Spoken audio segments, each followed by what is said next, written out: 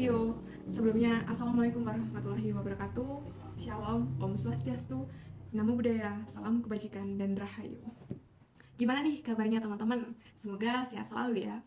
Nama saya Anini Saraswati, saya adalah mahasiswa PJKR dari Universitas Insan Budi Utomo dengan NIM 23105100542. Untuk kali ini saya akan bahas sesuatu kaitan erat dalam belajar. Mungkin dari teman-teman sudah tidak asing dengan hal ini. Kira-kira apa ya?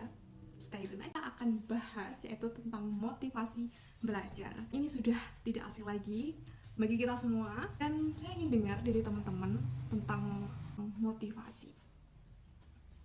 Dorongan, betul, semangat, betul. Jadi motivasi itu adalah sebuah dorongan atau semangat yang timbul pada seseorang baik secara sadar ataupun tidak sadar untuk melakukan sesuatu hal, sesuatu kegiatan atau tindakan dan menghasilkan tujuan tertentu. Teman-teman, good job. Saya anggap semua sudah tahu, paham dengan apa itu motivasi. Setelah kita membahas pengertian motivasi belajar, kita geser nih ke jenis motivasi belajar.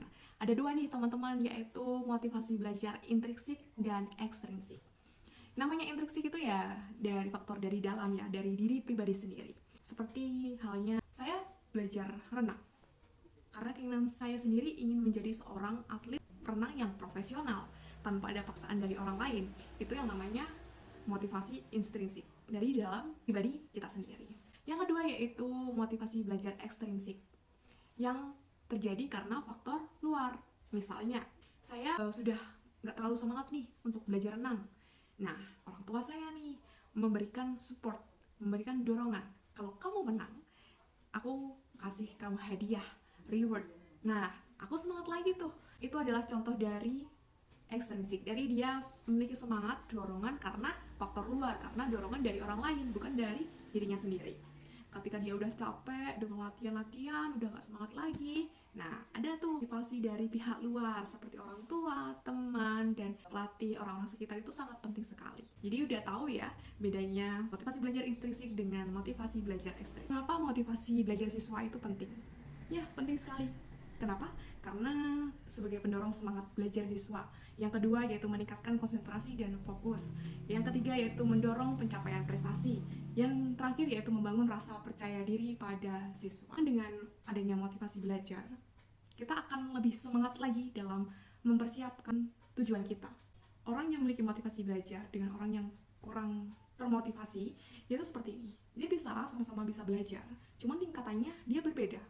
Ketika orang yang memiliki motivasi tinggi dalam belajar, dia akan semangat menggebu-gebu untuk mencapai targetnya, untuk mencapai tujuannya. Sedangkan orang yang kurang termotivasi, cenderung kayak udah asal-asalan aja, sekolah asal-asalan, yang penting masuk, nggak perlu muluk-muluk. Nah, dia akan berbeda. Sehingga dalam mencapai prestasinya, dia akan sedikit sulit daripada teman yang memiliki motivasi tinggi. Ini sangat penting sekali motivasi belajar dalam proses pembelajaran pada siswa. Ketika kita melakukan pembelajaran, kita harus bisa mengapresiasi kepada siswa kita, karena itu sangat berdampak sekali di dalam proses belajar dia. Jadi kita sebagai pengajar harus tahu karakter dari siswa kita, bagaimana kita memperlakukan mereka, bagaimana kita memotivasi mereka dalam proses belajar agar dia bisa semangat dalam menimba ilmu. Ini dia dampak kurangnya motivasi pada prestasi belajar siswa. Ini ada 4 ya, dan salah satunya sangat berdampak besar, yaitu bisa mengakibatkan putus sekolah.